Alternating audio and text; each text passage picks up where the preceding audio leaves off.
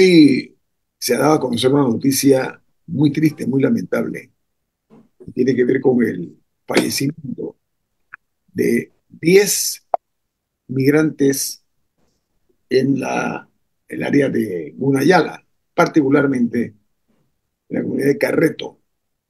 Estos 10 migrantes, como miles, decenas de miles que intentan cruzar la peligrosa selva del Darién, cometieron el error de pretender cruzar un río y llegó lo que se conoce como una cabeza de agua, que es un torrente muy fuerte que trae palos, piedras, que baja con una furia de las montañas. Y esto trajo como consecuencia que arrastró, hasta ahora se habla de 10 personas que perecieron. Esta es una información que está dando a conocer el Servicio Nacional de Fronteras.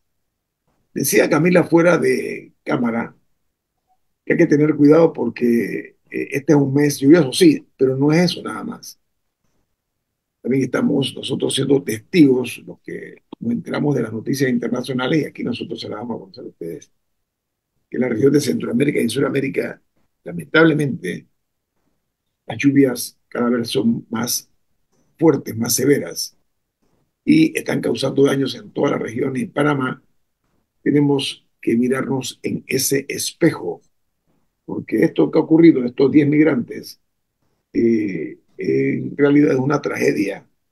Y no dejamos de ser noticia por cosas negativas que escapan a nuestro control, ¿no? Porque dice que hasta el mes de junio, o sea, el mes pasado, imagínense ustedes, habían pasado 31.049 migrantes contados y los no contados hay que considerarlos. Mientras que en lo que va del mes de julio, estamos hablando de 11.836. Como se quiera mirar este escenario, un escenario que exige una reformulación de la estrategia, que todavía no la conocemos a fondo, pero que seguro estoy que debe estarse construyendo, porque tiene también que contar con el apoyo de Colombia y los Estados Unidos. Colombia, porque es el punto por donde entran a Panamá; Estados Unidos, que es el punto final del destino de muchas de estas personas que salen huyendo de sus países por falta de oportunidades, por pobreza, por violencia, tantas cosas que acosan a las personas. Pero uno de los temas también delicados es que muchos padres de familia, desesperados porque no le ven futuro a sus hijos en sus países, los mandan solos. Y eso ocurrió en México y ocurre en México, en la frontera mexicana con los Estados Unidos. Número plural de niños que son enviados por sus padres a falta de soluciones y de tener en el futuro algún tipo de opciones. No sé, Eduardo y Camila, si tienen algún comentario al respecto, que deben tenerlo, no me imagino. Bueno, Camila, Sí. Camila, Camila. en el mismo comunicado del Senafront, sí hay una línea que me llama la atención, en la que la entidad insta, digo, de por sí la migración no está controlada, pero de cómo sí se está tratando como de ordenar los pasos, o sea, qué trayecto utilizan. Y, y la entidad sí lanza la acusación eh, de que hay grupos que están llevando a los migrantes tratando de evadir estos puntos. Así que, nuevamente, el tema migratorio es complicado porque no solamente hay que verlo desde el punto de vista del migrante, sino también los grupos que están lucrando, o sea, grupos criminales y de tráfico de personas que están lucrando a través de esta situación, y que donde sea que se pone una curita buscan cómo evadirla, y en este caso parece que ha costado la vida a 10 personas. Entonces, hay varios puntos de vista de los que hay que ver esta crisis, y este es un ejemplo de por qué no se puede descuidar el aspecto criminal que hay por personas que buscan sacar ventaja y provecho de la miseria de otras personas. Pero hay mucha complicidad también de panameños metidos en esto, ¿eh? Hay una multiplicidad de jugadores en esta lamentable tragedia humana, ¿no, Eduardo? Sí, me llama la atención la ruta. O sea, el lugar del accidente es en Carreto. Ujú. Carreto es San Blas. O Sí, sea, sí, entendamos que el recorrido lo tuvieron que haber hecho en lancha por el Caribe, es decir, ellos no cruzaron el tapón del Darién. O sea, siempre hemos hablado del tema de los que cruzan el tapón del Darién y la selva de Darién. En el caso de Carreto, que debo decirlo, el tramo en tierra firme también es selva. Muy temprano, yo caminé desde Armila hasta La Bonga. Carreto es un poco después de Armila, o sea, más en territorio panameño, pero sigue siendo San Blas. Y estamos hablando de que eso no es para llegar a un camino fácil, que pudieran seguir en lancha quizás hasta otro punto y moverse por una ruta más segura, pero sin duda alguna la intención siempre es evitar los controles migratorios que hay. Es decir, estos 10 por varias razones. Uno, los que huyen de la justicia. Dos, los irregulares o delincuentes, narcotraficantes que traen algún tipo de mercancía. Y tres, la gente engañada por los coyotes que le dicen yo te llevo por una ruta porque les dicen a los migrantes que Migración Panamá o que el Senafrón Panamá los va a agarrar y no los va a dejar pasar. Tú sabes, y mucha gente por la ignorancia, eso es un estudio que habrá que hacer también. ¿Cuántos de Y los la que vienen son desesperación, y la la desesperación. desesperación, analfabetismo, o sea, muchos temas que vienen ahí entre el grupo ese, que en las manos de cualquier coyote le caen en el cuento de chifiar la ruta o de evadir las rutas y los controles que ha establecido la República de Panamá. O sea, estamos hablando de que este grupo, yo puedo presumir que si estaban en carreto es porque llegaron en lancha hasta un punto posterior o Carreto, o sea, o a la desembocadura del río, o por allí, o antes, y después tratando de caminar hacia acá, se encontraron cruzando el río la cabeza de agua que los ahogó, ¿no? No, y por eso es importante, estoy bastante segura, me siento bastante confiada al decir que ningún migrante agarró un mapa de la región y dijo, ay, yo voy a ir por aquí, alguien los llevó. Ujú. O sea, alguien diseñó esa ruta y los llevó por ahí. Y eso hay que verlo también, sí. porque no sabemos quiénes son y qué tipo y qué vinculaciones tienen. Ya no recuerdo a quién se lo escuché, pero a alguna entidad de seguridad le escuché que una de las actividades más rentables ahorita ya ni siquiera es el trasiego de drogas, es el trasiego de los migrantes. O sea que eso se ha vuelto una actividad altamente rentable, tanto para algunas comunidades en el camino, pero como con grupos criminales que a veces también están ligados a tráfico de drogas. Entonces, verdaderamente, o sea, es un tema más allá del migrante. O sea, hay grupos criminales involucrados en esto. Vamos a usar la lógica que una ciencia exacta. El gobierno panameño construye una cerca de alambre de ciclón con el propósito, pues, de buscar la manera de controlar el área. Veamos lo siguiente. Con esto que acaba de ocurrir en Carreto, en Gunayala, una señal muy evidente de que están buscando vías alternas. No sé si me Sí. explico. Ah, tienen este control aquí en Darín. Ok, vámonos por el otro lado. Eso es arriba, por la ley de San Blas, que es más o menos lo que tú sugeriste, Eduardo. O sea, buscan siempre como un gran negocio, como dice Camila, un grandísimo negocio, muy rentable. Entonces están buscando vías alternas para decirle a la gente, no, no, tenemos otro paso que no es por el Darién. Y por ahí puede ser la razón por la cual que ahora, con esta tragedia de estos 10 inmigrantes que perecieron, se destapa o se corre el velo de que deben estar buscando otras opciones, Eduardo. Esta no puede ser la única. Estoy seguro de que habrán otras fórmulas y tendrá que meterse el Senapron a ver un poquito más o centrar la mirada más en el área de la comarca, ¿no? Se me ocurre pensar.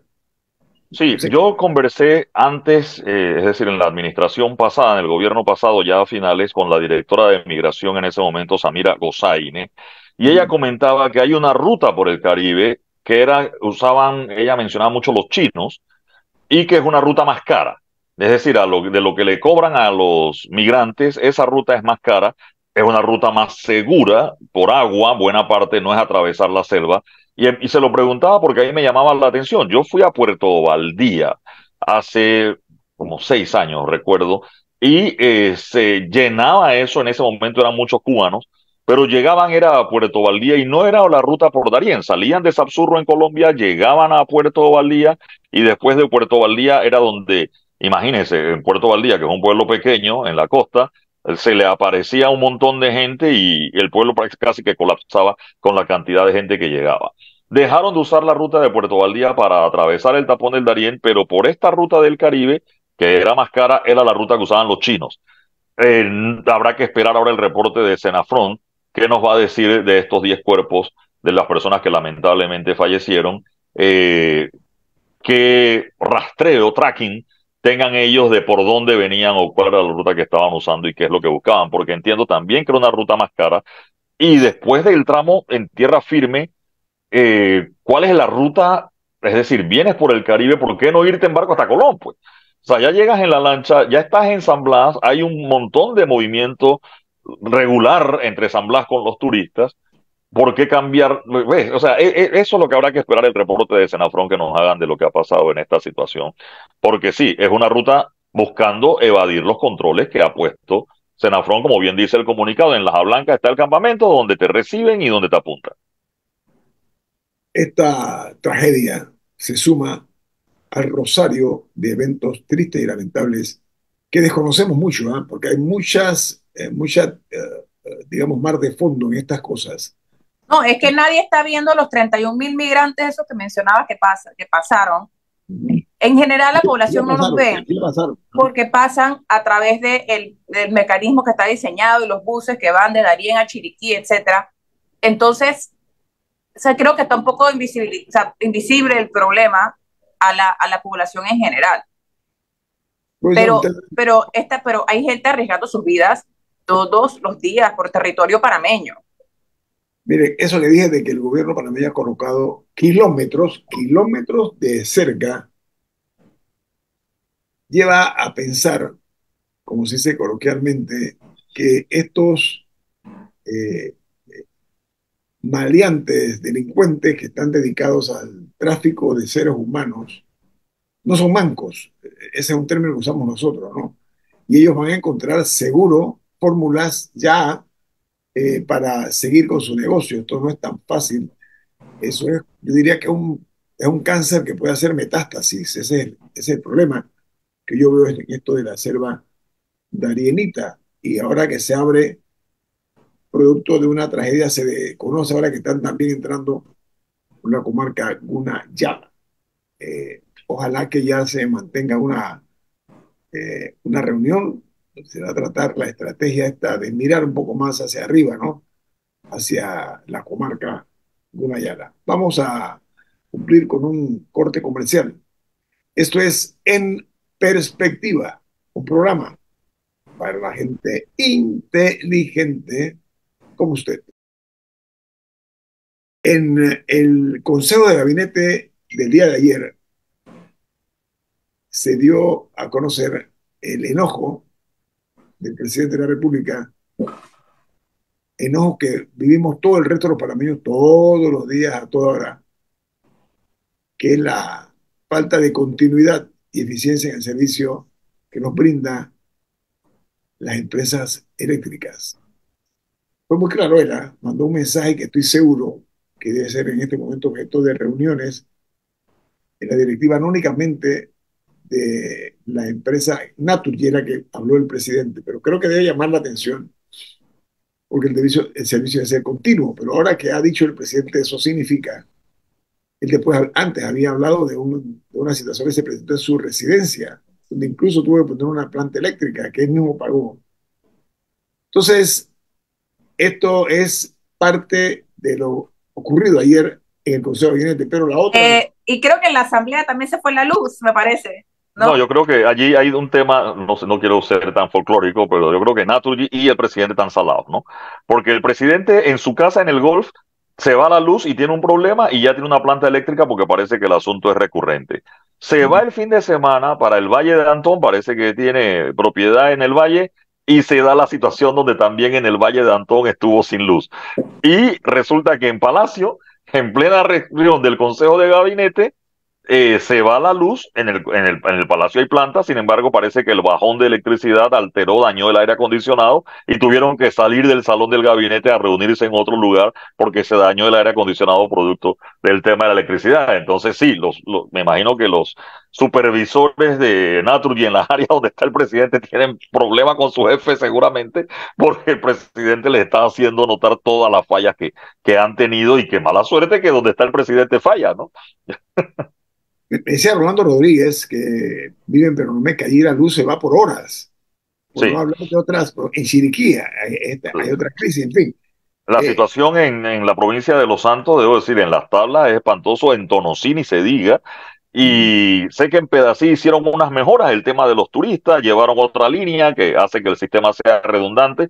Sin embargo, la cantidad de fallas son numerosas e incómodas, ¿no? pero saben que el presidente Mulino, no un hombre de recurrir a lo que yo llamo piruetas verbales, o sea, gente que inventa cosas para no aterrizar en el problema.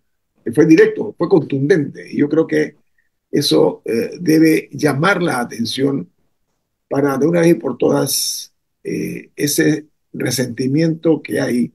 Porque el otro problema es que estas empresas eléctricas se da, bueno, en el caso de la presidencia se dañaron los aires acondicionados. Yo no sé cuántos miles de panameños han pasado por esa misma tragedia. Y poner un reclamo a estas empresas eléctricas es casi caminar en el borde del abismo.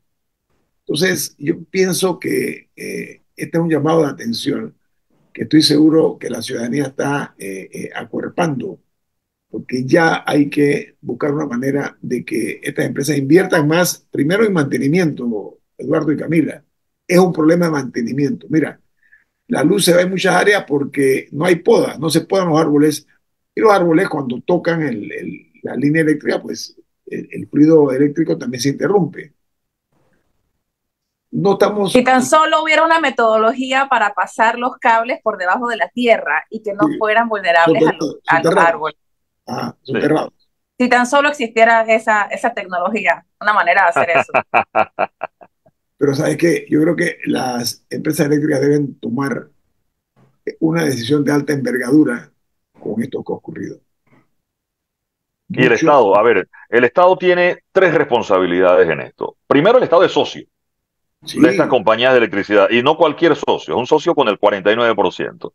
El Estado es el regulador. O sea, el gobierno tiene la regulación del servicio de electricidad a través del ente regulador de los servicios públicos, hoy autoridad de los servicios públicos ACEP. Y tres, el Estado del gobierno. Al final del día el gobierno siempre será gobierno. Creo que el presidente, una de las cosas que le criticaron es cuando él decía el gobierno manda, se equivoca y sigue mandando, ¿no? Creo que fue una de las palabras de Mulino que algunos han traído a colación, unos a favor, otros en contra, pero al final del día el gobierno es eso.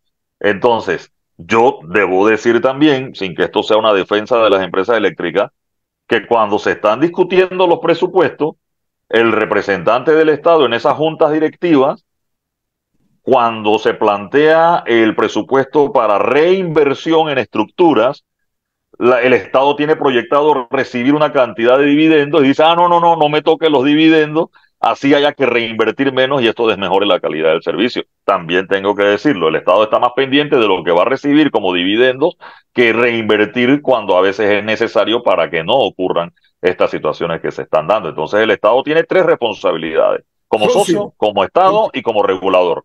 Tres responsabilidades, es tres veces culpable. y esta telenovela perversa que hemos estado viviendo los panameños en carne viva, carne de verdad, que es lacerante lo que pasa cuando a los ciudadanos se les daña la comida que tienen en la refrigeradora, por poner un ejemplo. Gente que con mucho esfuerzo trabaja para tener su alimento, se te daña la refrigeradora, no únicamente se te daña la comida, sino que también tienes que resolver el problema porque no se reconocen los daños. Los aire acondicionados ni se digan. Yo pienso que Sí, la se te daña la refri, te cambia, puedes que te compren la refri nueva, pero la comida que tenías ahí, en la quincena, la plata que ya gastaste, qué haces esa semana? ¿Qué haces esa quincena con tu comida que se perdió, se pudrió en la nevera? ¿Cómo alimentas a tu familia? esto, yo quiero decirlo en positivo, este tipo de actividad como se maneja hoy día ha gangrenado la imagen de las empresas eléctricas de una forma muy seria. De veras, valdría la pena que esto no quede nada más en el anecdotario y que se encuentren soluciones que realmente satisfagan a lo que pagamos, y pagamos caro. El fluido eléctrico, cuando tú ves las tablas del resto de los países, tenemos un servicio de fluido eléctrico caro, precios muy elevados y la calidad es dudosa. Iba a decir ruinosa, pero no, es dudosa, ¿no? Entonces yo creo que esto puede servir, pensando en positivo, como un acicate para que estas empresas miren un poquito más hacia el mantenimiento. Ahora, la verdad sea dicha, en este país no hay una cultura de mantenimiento. Y eso lo vemos en las carreteras. Aquí, ¿cómo se resuelve cuando la red vial está mal? Bueno, vamos a construir. No, que mantener lo que tenemos. Es como los cariños. No vale la pena que tengas un momento de cariño. El cariño tiene que ser permanente. Entonces, en este caso, el mantenimiento debe ser una palabra que debe comenzar a sonar ya mucho más a nivel de la cúpula gubernamental y romper lo que hasta ahora los gobiernos que le han antecedido no han practicado ese tipo de acción tan necesaria de mantenimiento. Diga, Camila. Bueno, ahora sí, ya regresando al contenido del gabinete. Lo único que sabemos que se discutió en el gabinete de ayer, porque es lo único que se informó en el comunicado oficial, es que ya pusieron fin al estado de emergencia por la pandemia de COVID, que seguro sorprendió a muchas personas, porque probablemente la mayoría de los panameños no sabía que todavía estábamos en un estado de emergencia. Y básicamente lo que hacía este estado de emergencia es que facilitaba un poco el tema de las contrataciones públicas. Me imagino que hoy, en los próximos días, habrá un poco más de entendimiento de exactamente qué es lo que implicaba este estado de emergencia en el que sin saberlo estábamos, pero eso sí, sí se dio a conocer ayer.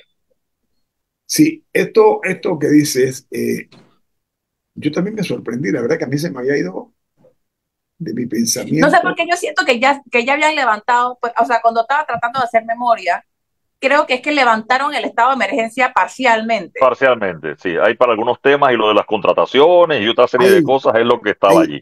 ahí fue, Ajá. Ahí es ese fue donde el, está el asunto. ahí está el quid del asunto, exactamente. Entonces, bueno, vamos a ver ahora qué va a pasar, cuál es la siguiente página que vamos a pasar después de esta medida anunciada por el Consejo de Gabinete. Diga, Camila. Sí quiere aprovechar, si bien no estamos ya en emergencia por COVID, sí quiere llamar la atención. Ayer el Ministerio de Salud envió un informe epidemiológico de distintas enfermedades. Y me gustaría destacar que en la última semana, según este informe, han fallecido 11 personas por influenza. Así que aprovecho a hacer un llamado particularmente a las poblaciones vulnerables, adultos mayores, niños que se vacunen. Todavía hay jornadas de vacunación en los centros de salud y en diferentes puntos. Ahorita no desconozco cuál es como la agenda de esta semana o del fin de semana, pero sí es importante que las personas se cuiden y acudan por atención médica en caso de considerarlo necesario. Otra cosa, el dengue, hay que mirar más hacia este flagelo porque el dengue mata, hay que entenderlo, ¿no? La otra es que aquí hay algunas No, enfermedades, y el dengue está muy ligado también a la crisis de la basura, claro, porque eso contribuye mucho a los criaderos. Entonces, eh, hay todo un tema de poda, de control de los desechos que hay que trabajar en la ciudad, porque de nada sirve que una persona diga, ah, bueno, en mi patio me encargué de que no hubiera agua emposada, porque tiene un pataconcito afuera, porque no te han recogido la basura en 20 días y ahí hay de todo. o el vecino, Entonces, o sea, las acciones O el individuales, vecino, como dice Guillermo, o en el trabajo. A ver, las eh, acciones individuales son importantes y claro que hay que pedirle a las personas que controlan los criaderos en sus sí, casas, pero hay un tema mucho mayor. yo debo decir, y yo verifico mucho el tema en mi casa y los vecinos también son conscientes. Sin embargo, a mí me da terror. Yo no es secreto, Camila, ahí me ha dado dengue 4 veces, la última vez complicado en el hospital. de verdad, Sí, o sea, yo le tengo terror a que me dé de nuevo hay un periodo de inmunidad, digamos, después de que te da, a lo mejor tienes las defensas altas por un año, pero cuando se pasa ese tiempo y me pique otro mosquito de esos, yo me preocupa qué tan grave vaya a ser el asunto. A uno se le Eduardo, bajan las plaquetas, es lo que le llaman. estuviste hospitalizado, Eduardo. Sí, señor. Y curiosamente en el hospital te ponen un mosquitero. Yo no veía eso desde que era un niño en La la época del casa de mi canal, abuela en el interior. la época del canal, ¿no? Exactamente. Pero eso de estar en el Hospital San Fernando con un mosquitero era una cosa un poco curiosa, pero sí, le ponen mosquiteros, no para mí, sino para evitar que un mosquito me pique a mí y vaya a picar a otra persona. Realmente el mosquitero no es para protegerme a mí, sino para proteger Y a los peor en el demás. hospital, peor en el Y hospital. además en el hospital se te bajan las plaquetas, sangras. Hay gente que cuando se cepilla los dientes sangra. Créame que cuando tienes dengue en esta condición, lo que sangras es mucho. Y hay síntomas muy clásicos. Hay uno que le llaman el dolor intraocular. Cuando a uno le duele la cabeza, en cualquier circunstancia, la luz le molesta, etcétera, y uno cierra los ojos para tratar de aliviar el dolor de cabeza. Cuando tienes dengue, te duele la cabeza, pero cuando cierras los ojos es peor. O sea, uno cierra los ojos tratando de aliviar el dolor de cabeza y ese dolor detrás de los ojos, que le llaman dolor intraocular, es un síntoma inequívoco prácticamente de que tienes el dengue, Eduardo, ¿no? Entonces, la, la sí, es forma, de cuidado. la forma que lo has narrado de una manera tan llana, creo que vale mucho más que un comunicado de una institución del Estado, porque así es como se debe hablar, pero tú tienes sobre todo como base que la has vivido 4 veces, Eduardo. Sí, 4 veces y una complicada, ¿no? De las cuatro, o sea, las otras tres, la primera estuve en cama tirado, la segunda no me dio mayor cosa, me dio un viernes al mediodía en el trabajo, me quedé en la casa el fin de semana y el lunes fui a trabajar sin ningún problema. Sin embargo, la última vez tengo que decir que sí, también para suerte con el trabajo fue fin de semana, digámoslo así, y no alteró mucho el tema de ir a trabajar o no. Pero sí, o sea, pasé la noche, o sea, pasar 2 noches en el hospital por dengue no es divertido. No, Y la alerta, como tú dices, que no me dé de nuevo, ¿no? bueno, y además para que tengamos las dimensiones, este año, en lo que va del año, ha habido más de 8.000 casos de dengue. Van 8.172 casos de dengue. Y de esos ha habido 16 defunciones, de las cuales una fue en la última semana. Así que importante, ahora estamos en época de lluvia y esto va a seguir por lo que resta del año. Así que el tema de la vulnerabilidad al dengue es muy prevalente y particularmente con una ciudad llena de basura que promueve también los criaderos de mosquitos. Eso, ese es el problema. Ese es parte del problema. Las aguas contaminadas, la basura, es un foco infeccioso, la basura en múltiples direcciones. Vamos al corte comercial. Esto es En Perspectiva, un programa para la gente inteligente como usted. Hay un tema que nosotros vamos a tocar, como siempre, con la importancia que se le debe dar, y es lo que está ocurriendo en la Asamblea Nacional. Hay dos diputados eh, que han sido ya una diputada y un diputado que han sido los beneficiados por el voto de sus colegas para presidir la Comisión de Presupuesto, uno, y el otro la Comisión de Credenciales. Cuando hablo de un diputado y una diputada, ambos son del partido RM.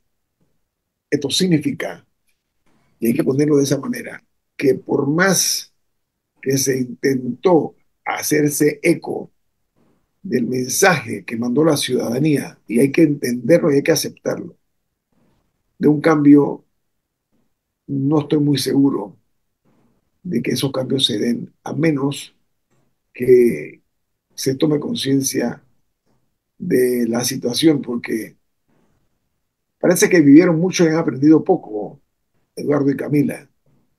Y esto me lleva a la conclusión de que realmente el partido RM está haciendo uso de la experiencia que tiene y de muchos otros recursos para lograr seducir o, diría yo, evangelizar a los miembros de otros partidos, porque esto no fue tan fácil, porque ahí ellos obtuvieron el apoyo del Partido Panameñista, del Partido PRD, del Partido Cambio Democrático, por supuesto que de el partido del señor Muñoz, ¿cómo se llama? Alianza. Alianza, y fue una conjunción de intereses para lograr este objetivo. De la perspectiva de ustedes, me gustaría conocer cómo ven la Bueno, conformación me de... gustaría agregar al recuento que estabas haciendo que la comisión, la de gobierno, no se pudo instalar porque No se faltaba instaló, un diputado. sí, entonces no se instaló. Pero las importantes, en la opinión de los que saben de política, es que las dos más codiciadas por el presupuesto, por supuesto que eso es el pastel, Sí. ¿no? Principal, ¿no? Y la de credenciales también. Ya se logró concretizar quiénes son Ujú. los que van a presidir. Sergio Galvez, por una parte, un diputado con trayectoria, ha estado Ya ha sido atornillado presidente de presupuesto 2 veces. 2 veces. Y Y fue la otra, presidente de la Asamblea también. también fue presidente de la Asamblea, y la señora Shirley Castañeda. Ha habido muchas opiniones sobre eso, Eduardo. Tú, desde tu perspectiva, ¿cómo ves estas dos designaciones? Bien, ayer Rodrigo Noriega explicó bastante bien e hizo docencia sobre el asunto. El programa está colgado en YouTube, en Facebook y también lo pueden buscar en Spotify después de que termine para que tengan toda la ilustración que hizo Rodrigo Noriega sobre el check and balance que debe tener la Asamblea como gobierno y cómo estas dos comisiones son muy importantes dentro de ese check and balance por la vigilancia del presupuesto y por la parte jurídica. Eso y La contrapeso. Asamblea Eso y Nacional, contrapeso. así es, pesos y contrapesos. La Asamblea Nacional es la que tiene el poder de juzgar al presidente y vicepresidente de la República. No hay vicepresidente, lo explicaba Rodrigo Noriega ayer, así como a los magistrados de la Corte. Y en el caso de los magistrados de la Corte, entendamos que ya ha habido anuncios, amenazas, denuncias eh, avanzadas por los abogados de Ricardo Martinelli u otros voceros de Ricardo Martinelli, y Shirley Castañeda fue del equipo de abogados de Ricardo Martinelli. O era hasta el 1 de julio. No puede ejercer porque la Asamblea decidió no darle licencia a los abogados para que ejerzan durante este periodo y ella está en la lista de los que no podrá ejercer en estos 5 años, producto de que la Asamblea no les dio esa licencia. Pero de no ser así, no me sorprendería que todavía estuviera dentro del equipo de abogados de Ricardo Martinelli para algunos anuncios. Entonces, eh, yo entiendo y voy, el tema de las manos de la política en la justicia, ni para atacar a los enemigos ni para defender como cómplice, o sea, bajo ninguna circunstancia. Y a veces la gente dice, no, que desde la justicia hay impunidad, porque la hay muchas veces por los políticos que se blindan, y al revés, que desde la justicia se usa como elemento para perseguir o para lograr objetivos políticos. O sea, no debe haber ninguna de las dos situaciones en la justicia, y hay muchos grupos temerosos de eso. Fíjese, le voy a poner una situación Sí, del cargo, suspender del cargo a un magistrado de la Corte Suprema de Justicia, solo necesita de 3 personas en la comisión de credenciales. O sea, perdón, de 2 personas en la comisión de credenciales y uno más en la asamblea. ¿A qué me refiero? Cuando hay una denuncia contra un magistrado de la Corte Suprema de Justicia y se admite esta denuncia, la comisión de credenciales tiene que nombrar un tribunal de garantías. Como ya pasó, recordemos el caso de Alejandro Moncada, se creó un tribunal de garantías donde estaban las diputadas Ana Matilde Gómez, Kathleen Levy y Zulay Rodríguez. Esos 3 diputados son de la misma comisión y se designa un fiscal. En el caso de Moncada, el fiscal era Pedro Miguel González. Suponiendo que en la asamblea llegue una denuncia a esta comisión de credenciales y la comisión acoja la denuncia, nombren un fiscal, que puede ser Cheyo, puede ser Camacho, o sea, cualquier diputado puede ser el fiscal, y en esa comisión nombren el Tribunal de Garantías con 3 diputados. De esos 3, solo 2, o sea, que hacen mayoría, atendiendo una solicitud del fiscal que diga se suspenda del cargo por el momento al magistrado X, y esos 2 lo aceptan, queda un magistrado fuera del puesto. No va preso, porque para que esté preso lo tiene que decidir el pleno, una serie de cosas más. Pero para suspenderlo del cargo con 2 puede pasar. Eso me lo explicaban abogados. Seguramente hay muchos abogados que escuchan el programa y podrán confirmar lo que digo. Algunos me dirán, Eduardo, estás equivocado, pero la información que yo confirmé y verifiqué es que con solo 2 diputados, 2 de 3, en ese tribunal de Dos garantías que se fiscales. conforma en la comisión de credenciales, pueden suspender a un magistrado del cargo. Así de tan grave es así de tan importante es la comisión de credenciales de la Asamblea para evitar una situación como esta. O de ser necesaria, vamos, los magistrados tampoco son eximidos de ser juzgados y que seguramente habrá alguno que merezca ser juzgado también.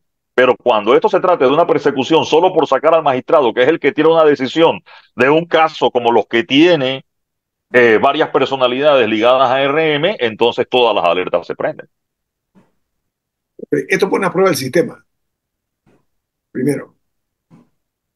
Segundo, eh, en la política hay una gran dosis de maquillaje. ¿Okay? Los rostros no son lo que se ven en la televisión, lo que se ven a diario. El maquillaje prima en este sentido. Pero lo importante aquí es analizar lo que decía usted, que dijo el doctor Noriega ayer aquí en este programa. Pesos y contrapesos.